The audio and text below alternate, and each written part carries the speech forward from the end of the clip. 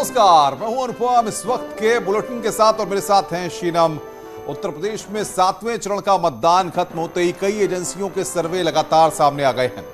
भले ही नतीजे 10 मार्च को आने हैं, लेकिन उससे पहले ही तमाम एजेंसियों ने वोटर्स से बात कर नतीजों का अनुमान लगा लिया है। तमाम एजेंसियों के सर्वे में उत्तर प्रदेश में एक बार फिर से बीजेपी की सरकार बनने जा रही है। तमाम एजेंसियों के सर्वे में योगी आदित्यनाथ की अगुवाई में उत्तर प्रदेश में एक बार फिर बीजेपी बहुमत पाती दिख रही है।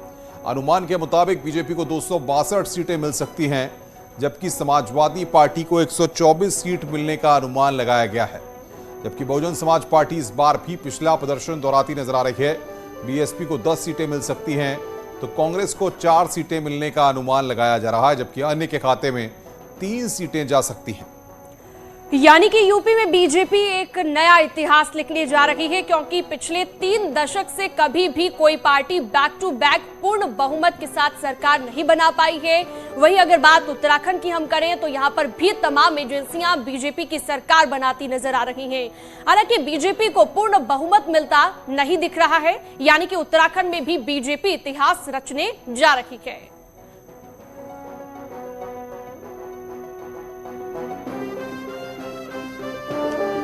तो न्यूज 18 का महा एग्जिट पोल कह रहा है उत्तर प्रदेश में एक बार फिर बीजेपी की सरकार। एग्जिट पोल में बीजेपी की सरकार, बीजेपी को 247 सीट मिलने का अनुमान जताया जा रहा है। समाजवादी पार्टी को 136 सीट मिलने का अनुमान, बीएसपी को 15 सीट मिलने का अनुमान, कांग्रेस को 4 सीट मिलने का अनुमान। एग्जिट पोल में बीजेपी की सरकार यहां पर न्यूज 18 का यह महा एग्जिट पोल है।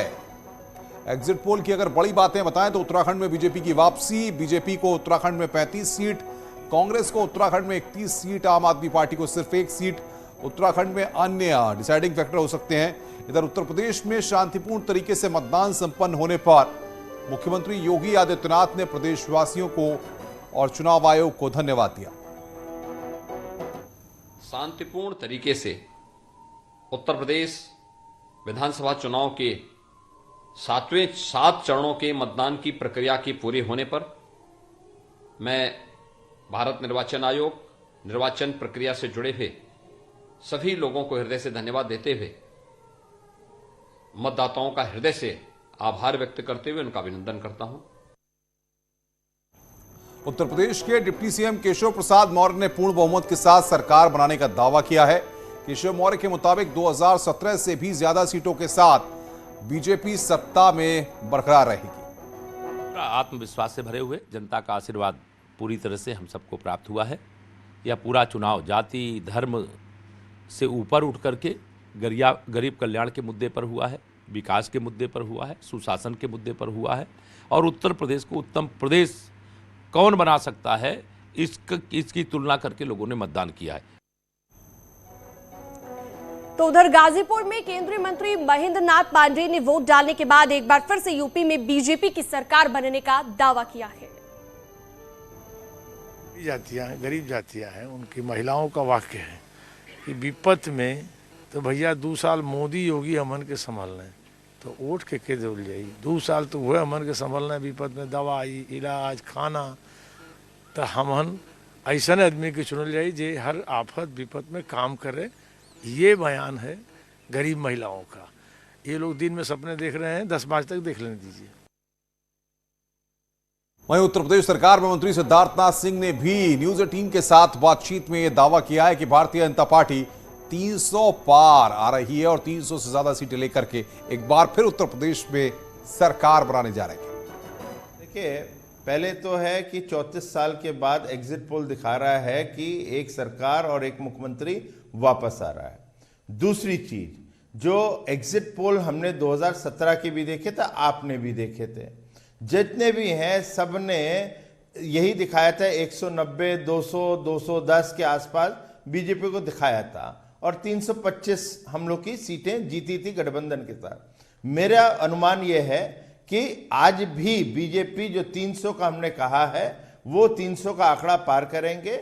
लेकिन ये जो एक अंडर करंट होता है, ये अंडर करंट उत्तर प्रदेश के अंदर कभी कभी एग्जिट पोल्स कैप्चर नहीं करता। और 2 चीज में मैं बताता हूं, अंडर करंट बहुत बड़ा है। एक तो अंडर करंट है कि नमक खाया है तो हम नमक का हक अदा करेंगे, और दूसरा है क्योंकि मोदी जी के प्रति इससे श्रद्धा है उन लोग की। दूसरा जो है बुलडोजर सीएम के लिए सबके अंदर है कि कानून व्यवस्था कराए। ये दो चीज जो हैं विशेष रूप से अंडरकरंट की तरह चली है और मेरा अनुमान है जो भारतीय जनता पार्टी के शीर्ष नेतृत्व ने कहा है 300 प्लस वो होने जा रहा है। मगर एग्जिट पोल जो होते हैं वो नंबर्स नहीं होते, वो ट्रेंड होते हैं। तो वहीं केंद्रीय मंत्री मुख्तार अब्बास नकवी ने कहा कि एग्जिट पोल बता रहे हैं कि जनता ने बीजेपी के काम पर मुहर लगाई है। लोगों ने एक बार फिर से जोड़ तोड़ की राजनीति करने वालों को करारा जवाब दिया है। ईवीएम की मशीनों में लोगों ने अपने मताधिकार को बंद कर दिया है, इस्तेमाल कर दिया है उसमें। और 10 तारीख को एक चीज़ बहुत साफ है कि लोग जो है वो जुगाड़ और जोड़ तोड़ नहीं, स्पष्ट जनादेश की सरकार और सुशासन के लिए उन लोगों का वोट दिखाई पड़ा है और भारतीय जनता पार्टी के पक्ष में माहौल दिखाई पड़ा है। वहीं एग्जिट पोल के अनुमान को लेकर तमाम बातें यहां पर सामने आ रही हैं। मुख्तार अब्बास नकवी भी अपनी बात रख रहे हैं, तमाम भारतीय जनता पार्टी के नेता भी अपनी बातों को रख रहे हैं, समाजवादी पार्टी के नेता भी अपनी बातों को रख रहे हैं। वरिष्ठ नेता रामगोपाल यादव ने कहा है कि वो इस पर यकीन नहीं करते हैं। 10 मार्च को जनता का असली फैसला आएगा, उसी को वो मानेंगे। वहीं स्वास्थ्य मंत्री जयप्रताप का भी रिएक्शन सामने आया है। उन्होंने क्या कहा है, सुनिए आप जरा। हमारे आदरणीय प्रधानमंत्री और माननीय मुख्यमंत्री जी का लगातार दबाव शुरू से लेके अंत तक सभी विधानसभा या सभी जनपदों में रहा है, तो मुझे लगता है सकारात्मक परिणाम भी आने चाहिए और बीजेपी को पुनः अपना सरकार बनाने का एक अवसर मिलेगा। इस बार अगर आप मंत्री बनते हैं और विभाग में जो कमी है, क्या वो उसको किस तरह से आइडेंटिफाई करेंगे जो अगले मंत्री होंगे? अगर आपको ही विभाग मिलता है तो किस तरह से उन सुविधाओं का ख्याल रखा जाएगा? पहली बात तो आपके प्रश्न के पहले का हमको बताना चाहिए कि पहले तो मुझे विधायक बनना ज़रूरी है जी। विधायक मंत्री बनने के पहले तो मैं विधायक बन जाता हूं, तब उसके बाद सरकार गठन होता है, तब उसके बाद हम लोग का नंबर लगेगा आवश्यकता अनुसार या जैसे देखा जाएगा मंत्री बनने का। तो एग्जिट पोल को लेकर वित्त मंत्री सुरेश खन्ना ने क्या कुछ कहा है, बीजेपी को पूर्ण बहुमत से सरकार बनाने का दावा वो करते नजर आए, सुनिए। देखिए, भारतीय जनता पार्टी का जो एग्जिट पोल आया है वो पहले से ही हम लोग इसका मन बनाए बैठे हैं और हमारे आदरणीय मोदी जी के मार्गदर्शन में और योगी जी के नेतृत्व में जो सरकार चली उसमें लीडर की सबसे बड़ी पूंजी होती है, पार्टी की पूंजी होती है विश्वसनीयता। और भारतीय जनता पार्टी ने अपने काम के बल पर, लॉ एंड ऑर्डर के बल पर और विकास के बल पर जनता का विश्वास अर्जित किया है और उसी विश्वास का ये परिणाम है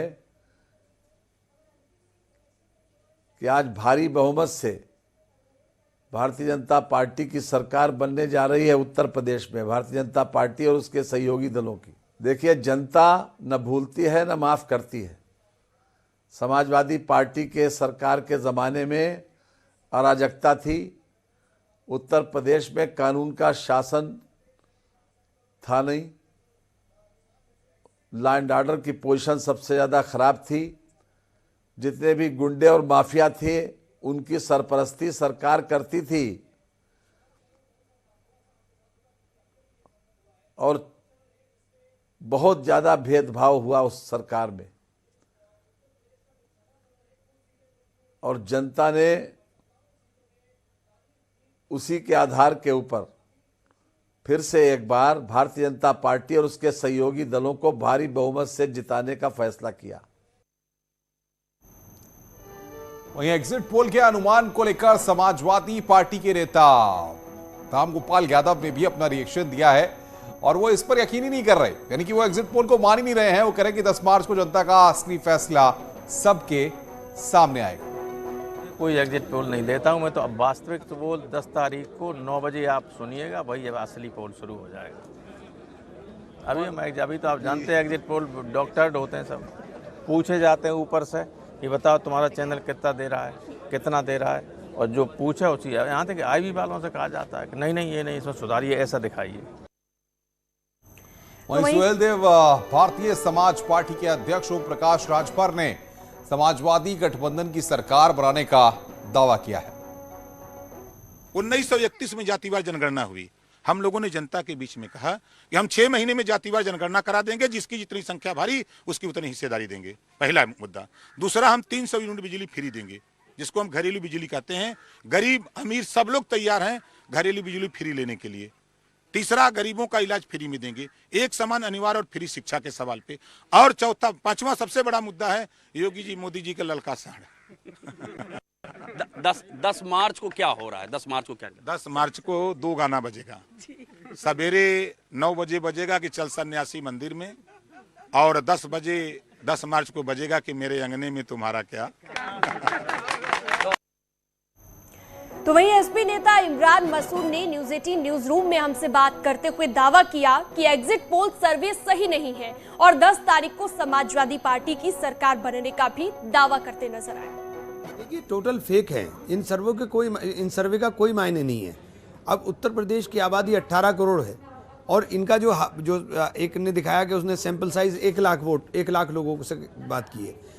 18 करोड़ लोगों के विचार को आप 1 लाख लोगों के से कैसे तोल सकते हो? सबसे पहले यही सब गलत है।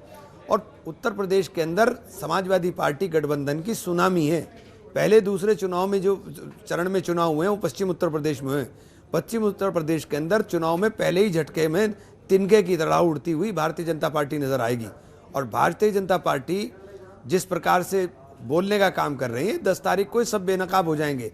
अखिलेश जी के नेतृत्व में उत्तर प्रदेश के अंदर 300 से अधिक सीटें जीतकर गठबंधन सरकार बनाने जा रहा है। ये 10 तारीख को साफ हो जाएगा। देखिए, जब सुनामी उठती है ना तो फिर वो लंबी जाती है। ये सुनामी जब यहाँ से उठ करके लहरें चली हैं तो यहाँ जहाँ सबसे ज़्यादा गढ़ समाजवादी पार्टी को सबसे ज़्यादा दिक्कतों का सामना करना पड़ता था पश्चिम उत्तर प्रदेश में, पश्चिम उत्तर प्रदेश से समाजवादी पार्टी गठबंधन ने सफाया कर दिया।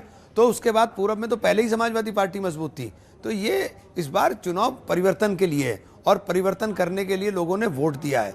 लोगों ने त्रस्त आकर के वोट दिया है। पश्चिम के अंदर किसानों ने, पूरब के अंदर छात्रों ने, महिलाओं ने, और किसानों के ऊपर गाड़ी चला करके आप कानून व्यवस्था की दुहाई देते हो।